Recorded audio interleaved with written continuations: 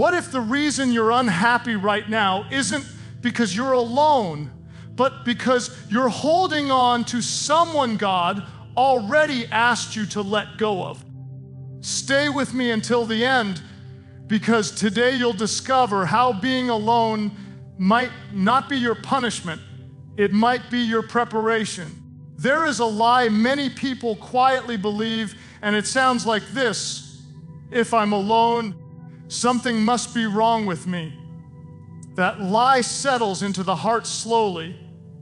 It grows louder at night when the phone is silent, when there's no message waiting, when there's no one asking how your day was. Over time, aloneness gets blamed for pain it never actually caused. The truth is, being alone has never been the real problem. Emptiness is. Aloneness is simply a physical state. It means no one is sitting next to you. It means the room is quiet. It means the calendar isn't full. But emptiness is something else entirely. Emptiness is the ache inside that says, I don't feel whole. Emptiness is the belief that your value rises or falls based on who is present in your life. Emptiness is when silence feels threatening instead of peaceful. And here's the hard truth. You can be surrounded by people and still be completely empty inside. Some of the loneliest people in the world are married. Some of the loneliest people sit in crowded rooms, scroll through full contact lists, and attend endless social gatherings. Why? Because loneliness is not about proximity to people. Loneliness is about disconnection from purpose, identity, and peace. That's why adding more people to your life doesn't automatically add more joy. If emptiness lives inside you, no amount of companionship can evict it. Many people confuse the cure. They think the solution to feeling empty is finding someone to talk to, someone to love, someone to validate them, someone to distract them from the silence. But when you use people to fill a void they were never meant to fill, you don't heal the emptiness. You just postpone facing it. And the moment those people leave, disappoint you, or change, the emptiness returns even louder than before. Aloneness exposes what fullness hides. When life is busy and people are around, you don't have to confront your thoughts. You don't have to sit with your fears. You don't have to face the questions you've been avoiding. But when you're alone, there's no background noise to drown out what's happening inside. That's why aloneness feels uncomfortable for so many people. Not because it's harmful, but because it's honest. Silence has a way of revealing what we've been numbing. It shows us where we're insecure, where we're wounded, where we've placed our identity in things that were never stable. And instead of dealing with those deeper issues, many people run from aloneness as fast as they can. They fill every moment with noise. They jump from relationship to relationship. They stay busy not because they're productive, but because they're afraid of what they might hear if everything slows down. But what if aloneness isn't your enemy? What if it's your mirror? Emptiness doesn't come from being alone. It comes from not knowing who you are when you're alone. When your sense of worth depends on external affirmation, aloneness feels like rejection. When your identity depends on being needed, aloneness feels like abandonment. When your peace depends on constant connection, aloneness feels like loss. But when your identity is rooted in something deeper, aloneness becomes a place of rest, clarity, and strength. There is a version of you that only emerges when no one else is around. A more honest version. A quieter version. A version that doesn't perform or pretend. And for many people, that version feels unfamiliar, even uncomfortable, because they've spent so long defining themselves through relationships, who they are as a friend, who they are as a partner, who they are to other people. But when those roles are stripped away, the question becomes unavoidable: who are you really? This is where emptiness reveals itself. Emptiness says, without others, I don't know who I am. And that realization can feel terrifying. But it can also be transformational, because you cannot heal what you refuse to acknowledge. Aloneness doesn't create emptiness, it reveals it. And what gets revealed can finally be restored. There is a deep spiritual truth here. You were never created to draw your identity from other people. You were created to live from a place of inner fullness. Relationships were meant to be additions, not foundations. Companionship was meant to be shared, not substituted for purpose. When people become your source instead of your support, emptiness is inevitable. That's why the fear of being alone often says more about our inner life than our social life. It reveals where we've placed our security. It exposes what we believe gives us value. If being alone makes you feel worthless, it's not because you are. It's because you've attached your worth to something temporary. People come and go. Seasons change. Circumstances shift. Anything built on those things will eventually feel unstable. But fullness is different. Fullness doesn't disappear when the room gets quiet. Fullness doesn't panic when plans fall through. Fullness doesn't beg people to stay. Fullness is anchored. It's steady. It's resilient. And fullness begins on the inside long before it's reflected on the outside. Many people avoid aloneness because they think it means isolation, but there is a difference between isolation and solitude. Isolation drains you. Solitude strengthens you. Isolation cuts you off from connection. Solitude reconnects you to what matters most. Isolation is being alone without purpose. Solitude is choosing aloneness for growth, healing, and clarity. One weakens the soul, the other restores it. When you learn to sit alone without feeling empty, something powerful happens. You stop chasing validation. You stop settling for shallow connections. You stop confusing attention with love. You begin to choose relationships from a place of wholeness instead of need. And that changes everything about how you love, how you trust, and how you live. Aloneness is not the absence of love. Sometimes it's the space where love is redefined. It's where you learn that peace doesn't have to be noisy, that joy doesn't have to be shared to be real, that your life has meaning even when no one is watching. And that realization is deeply unsettling at first, especially if you've spent years believing that happiness only exists in togetherness. But here's the shift that changes everything. When you stop blaming aloneness for emptiness, you start addressing the real issue. You stop asking, who do I need? And start asking, what inside me needs healing? You stop chasing people and start cultivating peace. You stop running from silence and start listening to what it's teaching you. Aloneness becomes a gift when you stop treating it like a curse. It becomes the environment where growth happens instead of the condition you're trying to escape. And slowly, almost unexpectedly, the emptiness begins to lose its grip.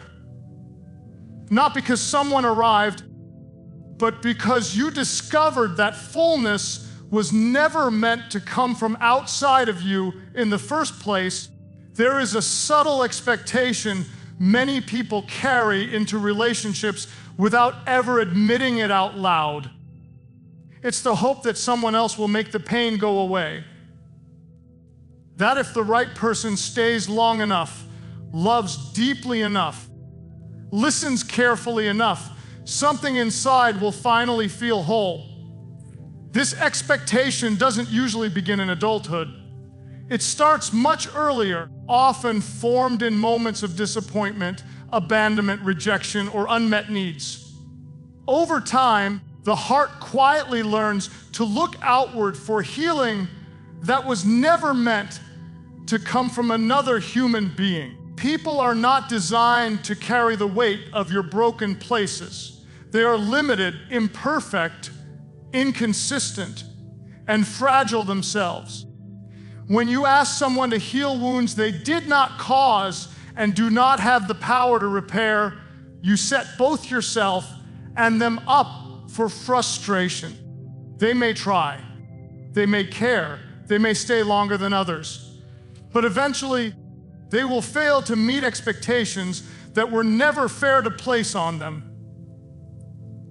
This is where disappointment often takes root, not because people are cruel, but because they are human. We expect them to always understand, always respond correctly, always meet emotional needs at the exact right moment. And when they don't, we feel hurt, betrayed, or unloved. But the real issue isn't what they failed to do. It's what we expected them to be. There is a difference between support and salvation. People can support you, they can encourage you, they can walk beside you, but they cannot save you from your inner brokenness. Only God has the capacity to reach into places no human relationship can touch. When we confuse companionship with healing, we turn relationships into pressure chambers. We demand more than they were ever meant to give. This misplaced expectation often shows up as emotional dependence. We begin to measure our peace by how someone treats us. Our joy rises when they affirm us and collapses when they don't. Our sense of worth becomes tied to their presence, their words, their attention. And without realizing it, we give them power over parts of our soul that were meant to be anchored in God alone. When people become your source instead of God, instability becomes inevitable. Because people change, moods shift, priorities adjust, seasons end. And when the person you leaned on emotionally steps away, the ground beneath you feels like it's collapsing. Not because you lost them, but because you built something on them that was never meant to be built there. God never intended relationships to replace Him. He intended them to reflect His love, not substitute for it. When you ask a person to do what only God can do, you turn them into an idol without ever calling it that. You don't worship them with songs or words, but with expectations, with dependence, with the belief that life only works if they stay. This is why some relationships feel exhausting instead of life-giving. The other person senses the weight, even if they can't name it. They feel responsible for your happiness. They feel pressured to perform emotionally. And over time, that weight strains the connection. Love was meant to be shared freely, not carried like a burden. Healing requires honesty, and honesty begins with recognizing where you've placed unrealistic hope. It means admitting that some of the pain you carry cannot be healed by conversation, affection, or commitment alone. It requires a deeper work, a spiritual work, a surrender that no human being can accomplish for you. God heals at a level people cannot reach. He addresses not just behavior, but identity, not just beliefs, not just wounds, but the lies attached to those wounds. People can comfort you, but God transforms you. People can reassure you, but God restores you. People can walk with you through pain, but only God can redeem it. When you expect God to do what only people can do, and people to do what only God can do, frustration is guaranteed. The order matters. God must be first. From that place of fullness, relationships become healthier. You no longer need someone to complete you because you are no longer living from a place of lack. You begin to love from overflow instead of emptiness. There is freedom in releasing people from the role of healer. It allows them to be human without disappointing you. It allows you to receive their love as a gift, not a requirement. And it allows God to do the deep work He's been waiting to do, the work you've been outsourcing to others because it felt easier than facing it alone. Many people avoid turning to God for healing because it requires stillness, surrender, and patience. It means sitting with pain instead of distracting yourself from it. It means trusting God in seasons where there is no instant relief. Relationships often feel easier because they offer immediate feedback, immediate comfort, immediate distraction. But immediate does not mean effective. True healing is rarely quick. It is often quiet. It happens in moments of prayer that feel unanswered, in tears no one else sees, in surrender that doesn't make sense at first. And this kind of healing builds something stable inside you, something that doesn't collapse the next time a person disappoints you or leaves. When God becomes your healer, relationships change. You stop clinging, you stop begging for reassurance. You stop fearing abandonment at every disagreement. You stop interpreting distance as rejection because your security is no longer dependent on human behavior. It is anchored in divine faithfulness. This does not mean you stop needing people. It means you stop needing them to be God. You still value connection. You still desire companionship. You still experience joy in relationships, but they no longer define your worth or dictate your peace. They enhance your life rather than sustain it. Expecting people to fix what only God can heal is a heavy burden to carry. It keeps you stuck in cycles of disappointment, heartbreak, and dependence. But when you release that expectation, something shifts. You begin to experience peace that isn't fragile, joy that isn't conditional, love that isn't desperate. God heals in layers. He heals what people can't see. He heals what you've learned to hide. He heals what you thought you had already moved past. And as that healing takes place, the emptiness that once drove you toward people begins to lose its power. You stop looking for someone to save you because you finally encountered the one who already has.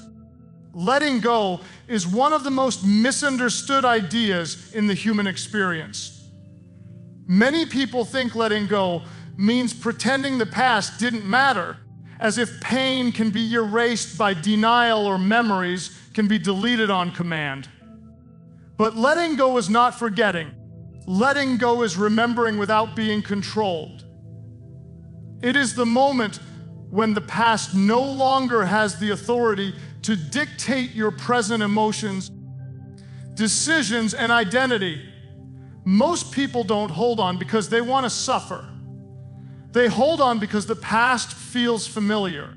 Even pain can feel safer than uncertainty. Even disappointment can feel more comfortable than change. What was may have hurt, but at least it was known.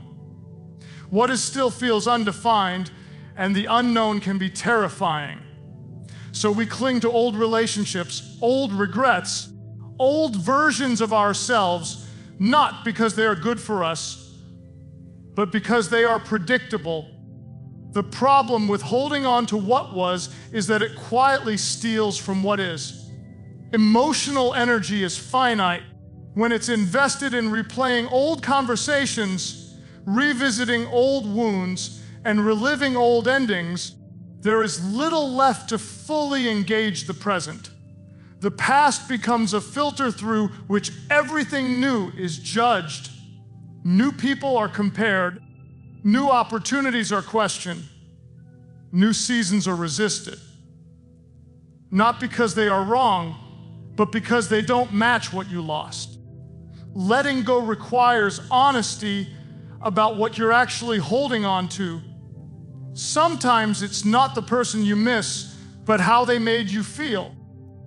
Sometimes it's not the season you long for, but the version of yourself you were back then. Sometimes it's not the dream itself, but the certainty you believed it promised. When those things are gone, grief settles in, and grief demands to be acknowledged before it can be released. There is a spiritual weight to holding on too long. When God closes a chapter, it is never to punish you, but to prepare you. Yet many people stand at the end of a season, staring at a closed door, refusing to turn around. They ask God to reopen what He has already completed. They pray for restoration when the real invitation is surrender. And in that resistance, peace is delayed. You cannot receive what is if your hands are full of what was. This is not about effort or discipline. It is about trust. Trust that what ended was not taken from you, but released for a reason. Trust that what is coming does not require the presence of what is gone. Trust that God is not limited to repeating your past in order to bless your future. Letting go is especially difficult when the ending was not your choice. When you didn't get closure, when the goodbye was sudden, when the explanation never came, in those moments, the mind searches for answers, replaying events, imagining different outcomes, clinging to the hope that clarity will somehow erase the pain. But clarity does not always bring healing. Acceptance does. Some seasons end without explanation because the explanation wouldn't heal you anyway. It would only satisfy curiosity, not restore peace. Healing begins when you stop demanding answers and start choosing release. This does not mean the pain disappears instantly. It means the pain no longer controls the direction of your life. Many people fear letting go because they believe it will diminish what once mattered. But letting go does not dishonor the past.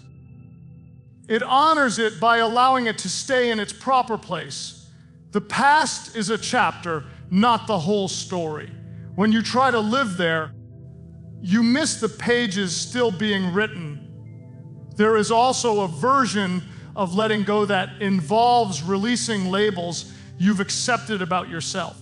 Labels formed in past seasons, words spoken in moments of anger, identities shaped by failure, rejection, or loss. You may no longer be in that season, but the label still follows you. Letting go means refusing to let yesterday define today. It means allowing God to rename you according to who you are becoming, not who you were. The present moment is where grace operates.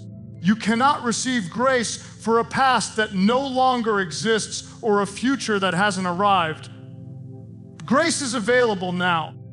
But if your heart is anchored to what was, you remain emotionally unavailable to what is. You show up physically, but your mind is somewhere else. You hear words, but you interpret them through old pain. You experience opportunities, but you hesitate because you're afraid of another ending. Letting go also involves releasing control. The past feels powerful because it's fixed. It cannot surprise you anymore. The present requires trust because it's unfolding. And trust is difficult when you've been hurt before. But holding on does not protect you from pain. It only protects you from healing. It keeps you in a familiar prison instead of leading you into unfamiliar freedom.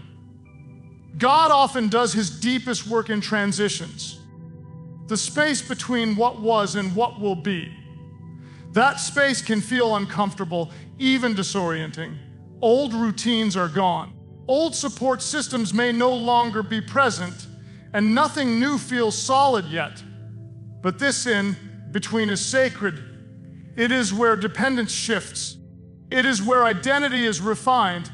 It is where faith is strengthened. When you refuse to let go, you shorten the transition, but you also limit the transformation. You carry old mindsets into new seasons. You repeat patterns instead of breaking them. You recreate pain instead of releasing it. Letting go slows you down long enough to change, not just move. There is a difference between remembering and rehearsing. Remembering acknowledges what happened. Rehearsing keeps reliving it. Rehearsing keeps the wound open. Remembering allows it to heal. Letting go is the decision to stop rehearsing pain and start releasing it. It is choosing peace over being right, freedom over familiarity, growth over comfort. God does not waste endings. What feels like loss often becomes soil for growth. What feels like closure becomes preparation. What feels like death becomes transformation. But none of that can take root if you keep digging up what God is trying to plant. Receiving what is requires presence. Presence requires release, and release requires trust. Trust that God is still working even when things don't look like they used to. Trust that your best days are not behind you simply because something meaningful ended. Trust that what is forming now may look different, but it is not less valuable. Letting go is not a single moment. It is a daily choice. A choice to stop revisiting what you cannot change. A choice to stop measuring today by yesterday. A choice to believe that God is just as present now as he was then. And with each choice, the grip of the past loosens, making room for clarity, peace, and renewed purpose to emerge in the present moment. There is a quiet question that forms in the heart when someone walks away. Was I not enough? It doesn't always come as a loud accusation. Sometimes it's a whisper that settles in slowly, shaping the way you see yourself. When people leave, especially those you trusted or loved, the pain is often intensified by the belief that their departure says something about your value. But that belief, though common, is deeply flawed. Human beings have a tendency to personalize endings. We assume that if someone exits our life, it must be because of something lacking in us. We replay conversations, analyze moments, and search for mistakes as if the right combination of words or actions could have prevented the outcome. But not every departure is a verdict on your worth. Sometimes it's a reflection of someone else's limitations, fears, or unfinished work. People leave for many reasons, most of which have little to do with your value. Some leave because they are unwilling to grow. Some leave because they are uncomfortable with change. Some leave because your journey is heading somewhere they are not prepared to follow. And some leave because their role in your life has simply been fulfilled.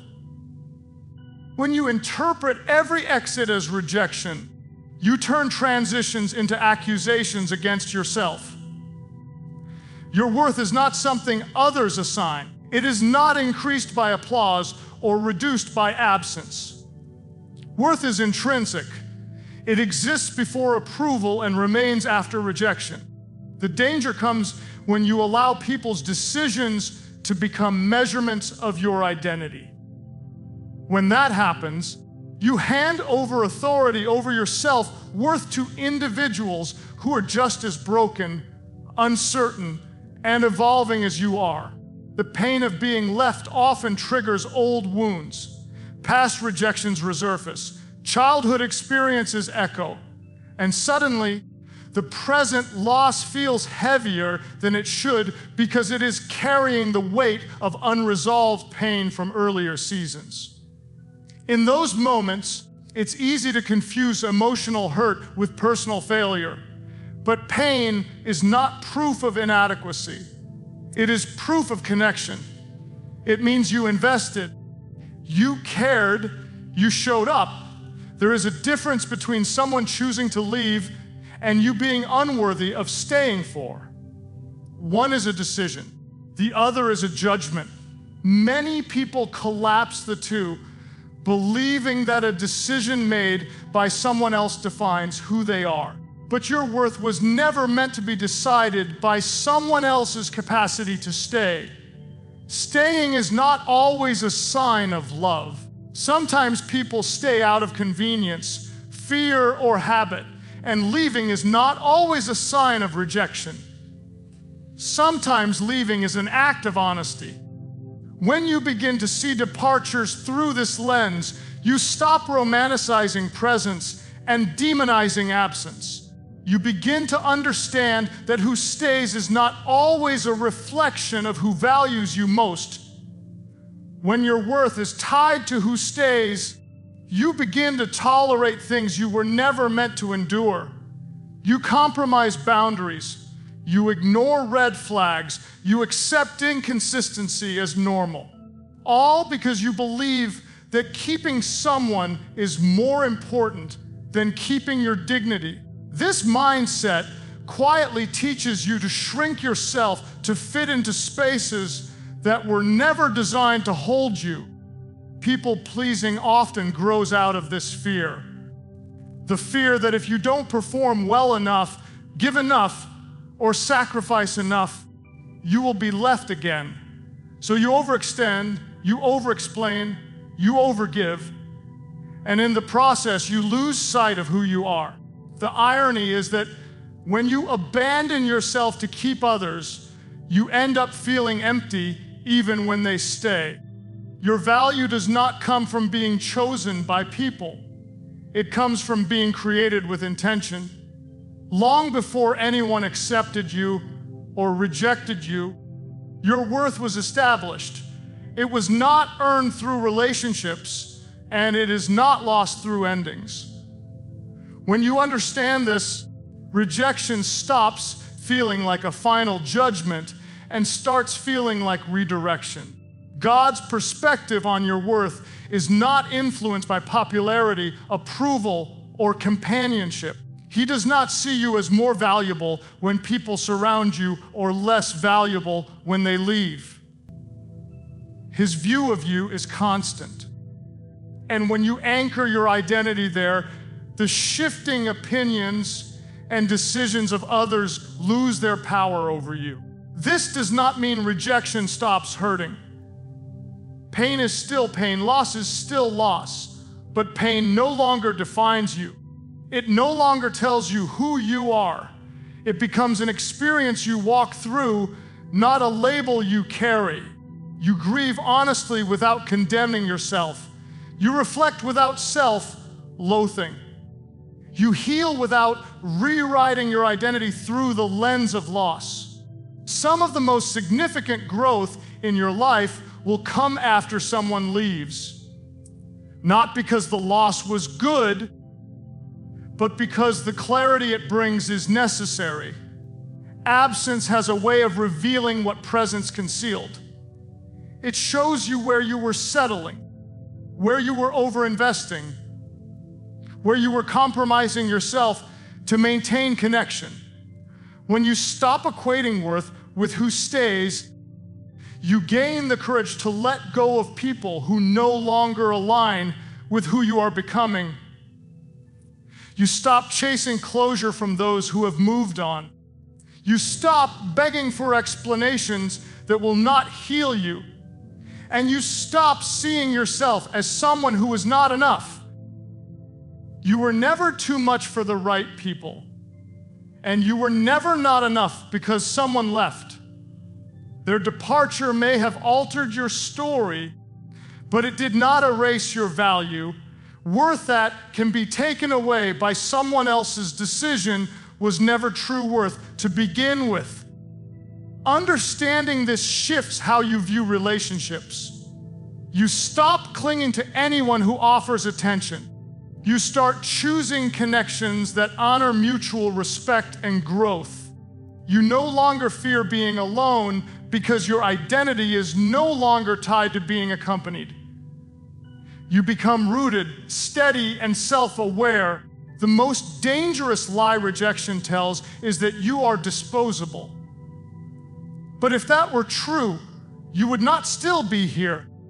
You would not still be growing. You would not still be searching for truth, healing, and purpose. The fact that you are still standing is evidence that your worth is not dependent on who walked away. When you allow God to define your worth, people lose the ability to destroy it. Their approval becomes appreciated but not required. Their absence becomes painful but not paralyzing.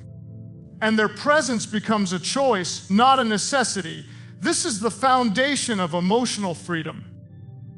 Not the absence of loss, but the refusal to let loss determine your identity. For many people, the idea of being alone is not just uncomfortable, it is unsettling. Silence feels awkward. Stillness feels unproductive. Solitude feels like something to escape rather than embrace. From a young age, we are conditioned to associate happiness with togetherness, success with visibility, and fulfillment with constant interaction. So when life slows down and people are no longer around, the instinct is to fill the space as quickly as possible. But learning to enjoy your own company is not a sign of weakness or withdrawal. It is a sign of emotional and spiritual maturity. If you cannot be at peace when you are alone, it is not because something is missing around you. It is because something is unsettled within you. Aloneness does not create discomfort. It reveals it. When there is noise, distraction, and constant engagement, it is easy to avoid yourself. But when you are alone, there is no audience to impress, no role to perform, no expectations to manage. You are left with you. And that encounter can feel intimidating if you have never learned to accept, understand, or value who you are apart from others. Many people confuse being alone with being lonely, but they are not the same. Loneliness is the pain of feeling disconnected. Solitude is the practice of intentional aloneness. One drains you. The other strengthens you. The difference lies not in the absence of people, but in the presence of purpose. When you choose solitude, you are not withdrawing from life. You are engaging with it at a deeper level. Enjoying your own company means you are no longer dependent on external stimulation to feel okay. It means your peace does not rise and fall based on who texts you back or who shows up for you. It means your sense of worth does not disappear when the room is empty. This kind of inner stability does not happen accidentally. It is cultivated through time, reflection, and honesty. Most people avoid solitude because it forces them to confront parts of themselves they would rather ignore. Unresolved pain, unanswered questions, lingering regrets. In solitude, there is no one to blame, no one to distract, no one to project onto.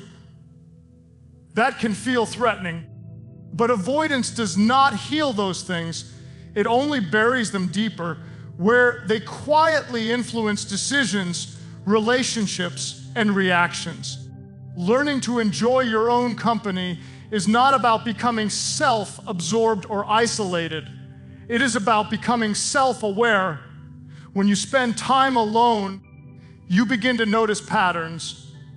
You recognize what drains you and what restores you. You become more attuned to your thoughts, your emotions, and your motivations. This awareness becomes the foundation for healthier relationships because you are no longer using people to regulate your inner world. There is a strength that develops in solitude that cannot be formed in crowds. When no one is watching, you learn who you really are. When no one is applauding, you discover what truly matters to you. When no one is affirming you, you are forced to confront where your confidence comes from. And if your confidence collapses in isolation, it reveals that it was built on external approval rather than internal conviction. People who cannot enjoy their own company often rush into relationships out of fear rather than love. Fear of silence, fear of being forgotten, fear of facing themselves. And when fear is the motivation, discernment disappears. Red flags are ignored. Boundaries are compromised. Peace is traded for proximity. But when you are comfortable alone, you no longer choose relationships out of desperation. You choose them out of alignment. Solitude also teaches patience. In a culture that values instant results and constant stimulation, being alone slows you down. It forces you to wait, to reflect, to process. Growth that happens quickly is often shallow. Growth that happens in stillness is deep and lasting. When you learn to sit with yourself, you develop the patience to sit with discomfort without immediately trying to escape it. There is also a creative power in solitude.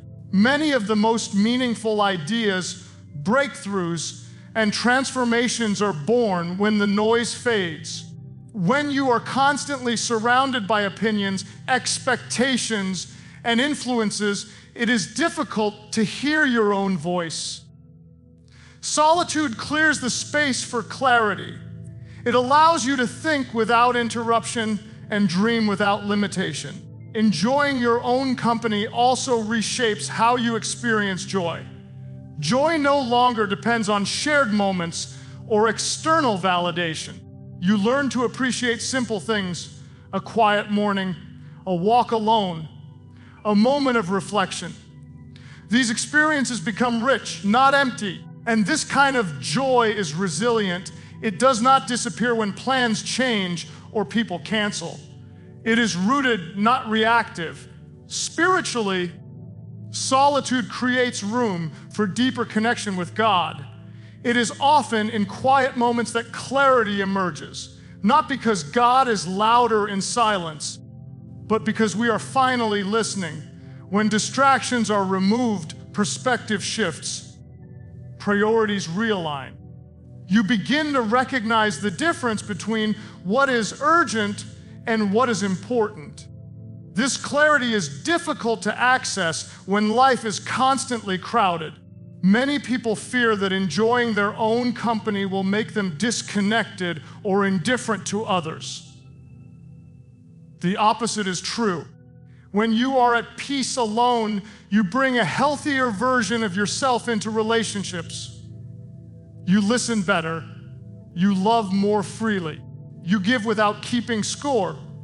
You are no longer trying to extract validation or security from others because you are not operating from lack. Learning to enjoy your own company also builds resilience. When life inevitably brings seasons of separation, loss, or transition, you are not undone. You do not spiral simply because circumstances change. You have learned how to remain grounded even when external support is limited. This does not mean you do not need people. It means you are not destroyed when they are temporarily absent. There is a confidence that comes from knowing you can stand on your own. Not a prideful independence, but a quiet assurance. You stop fearing rejection as intensely because you know you will be okay, even if someone walks away. You stop chasing approval because you are no longer afraid of disapproval. You stop performing because you are no longer dependent on applause. Enjoying your own company does not happen overnight.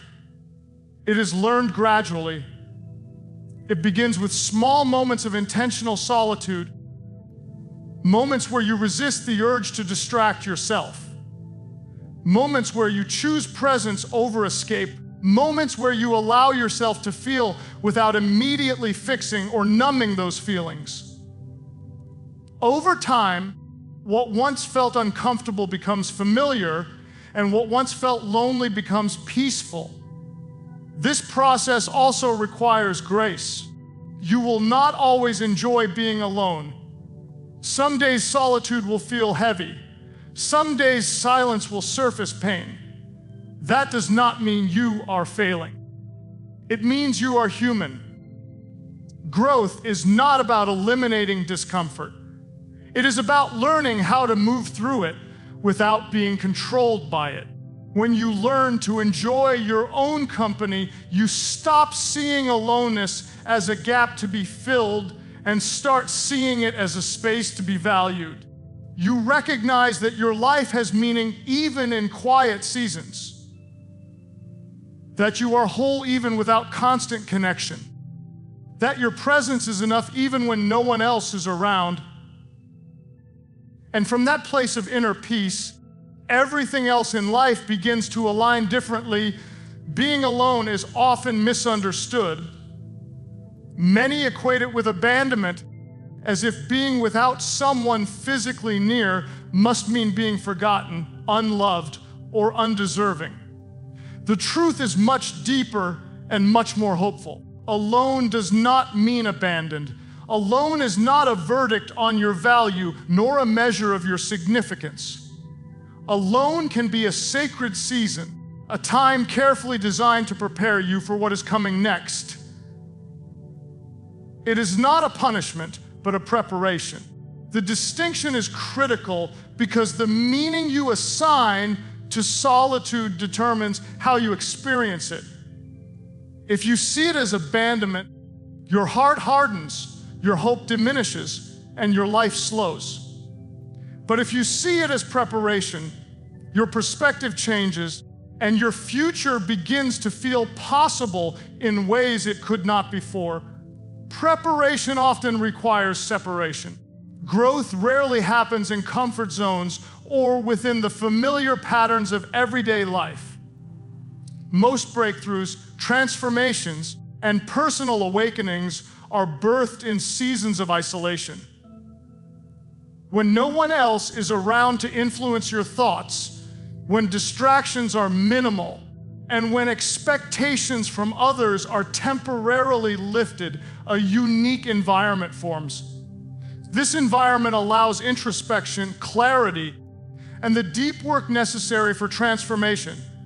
Solitude removes external noise so that your inner voice, your faith, and your purpose can become clearer. It is here that preparation happens quietly, subtly, and often unnoticed until you emerge into a new season and see how different you have become. Alone does not mean God has left you.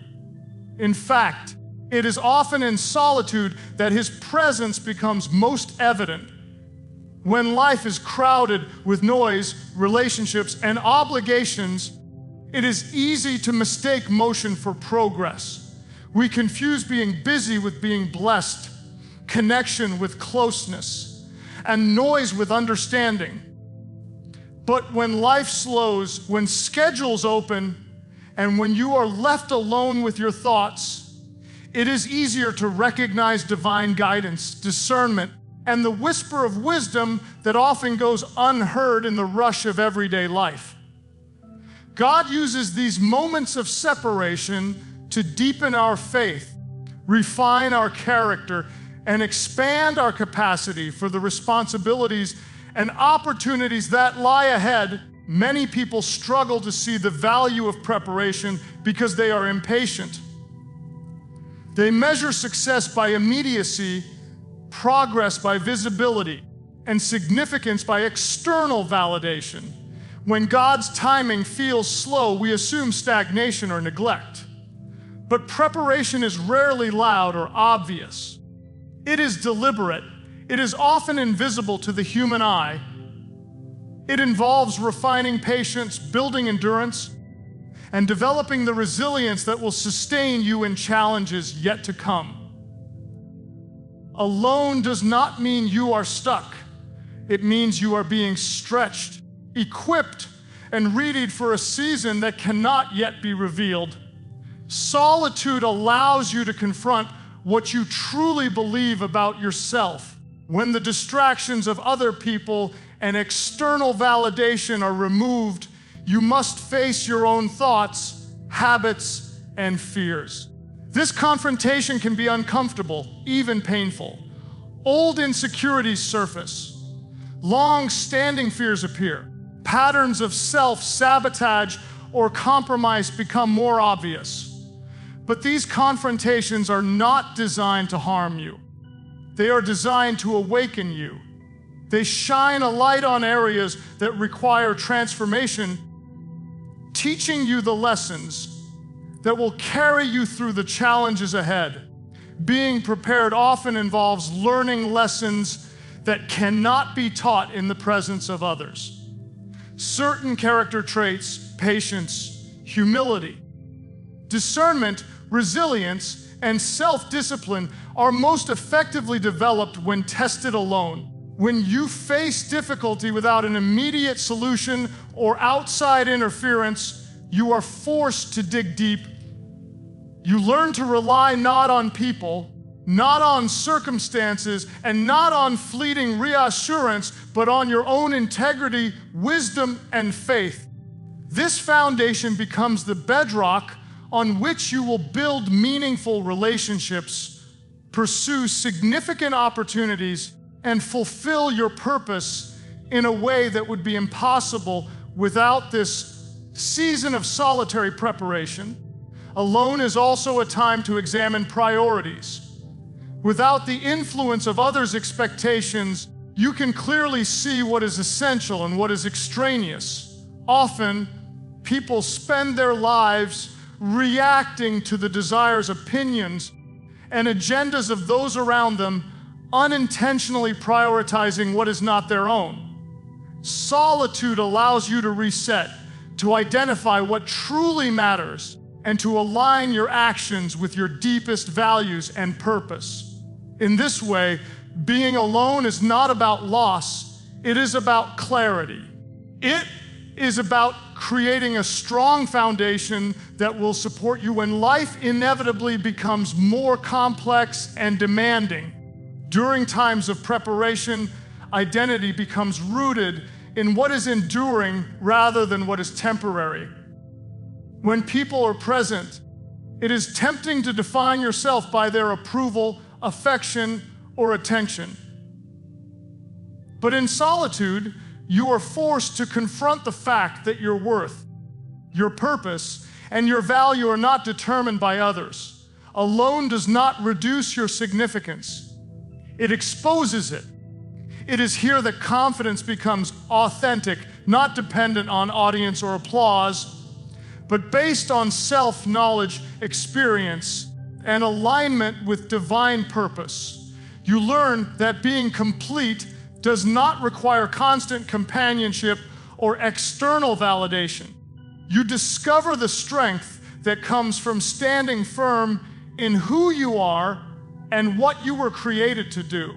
Alone is also a season for emotional and spiritual alignment. Life often rushes forward in such a way that we fail to reconcile past experiences, unprocessed emotions, or unresolved decisions. In solitude, reflection is possible. You can process pain, celebrate victories, and clarify your vision for the future. Spiritual habits deepen. Prayer becomes more focused. Meditation becomes more intentional. Journaling, contemplation, and self-examination become tools that cultivate wisdom and insight that will carry you into the next season with clarity and confidence. Preparation in solitude teaches the power of self, reliance without promoting isolation. There is a balance to be found between embracing alone time for growth and remaining connected to healthy relationships. Alone time is not meant to separate you from life or people permanently. Instead, it is intended to equip you so that when you re-engage with the world, you do so as a stronger, wiser, and more grounded individual. You no longer approach relationships or opportunities from a place of lack, fear, or dependency. Instead, you come from a place of wholeness, readiness, and discernment, equipped to navigate life with greater stability and resilience. Being prepared often requires enduring discomfort. Growth is rarely comfortable. Transformation is rarely easy. The process of preparation tests patience, fortifies resolve, and stretches emotional, spiritual, and mental capacity. Alone time magnifies these tests because there is no external buffer, no immediate source of comfort. But the very challenges that make solitude uncomfortable are the ones that build resilience, maturity, and wisdom. They are the refining fire in which your character is strengthened and your readiness for the next season is established.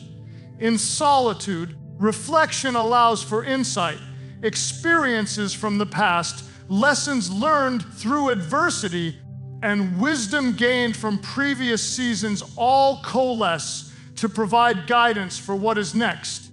Alone time gives the mind and heart space to synthesize these experiences without distraction.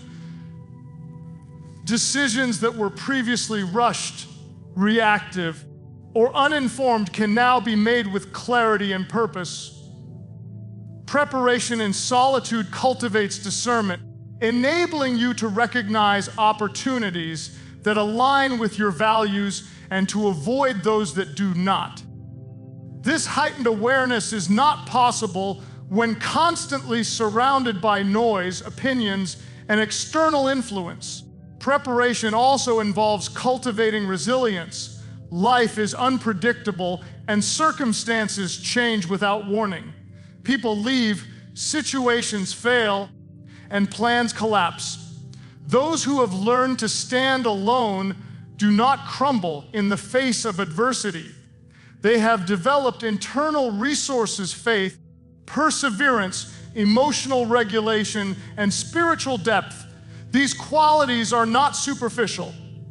They are forged in the quiet, unobserved moments of solitude, creating a strength that is durable, reliable, and unwavering even when the external world shifts dramatically. The season of being alone is also an opportunity to cultivate self-trust. Many people spend their lives doubting their ability to navigate challenges independently, constantly seeking reassurance from others. Solitude forces reliance on your own judgment, insight, and inner compass. You learn to trust your intuition, discern what is right and true, and make decisions with confidence. This trust becomes a critical foundation for leadership, influence, and personal fulfillment because it allows you to act decisively without waiting for external validation or permission. Being alone as preparation also strengthens your vision for life. When distractions and external pressures are minimized, the mind and spirit are free to imagine possibilities, set meaningful goals, and envision the future without compromise.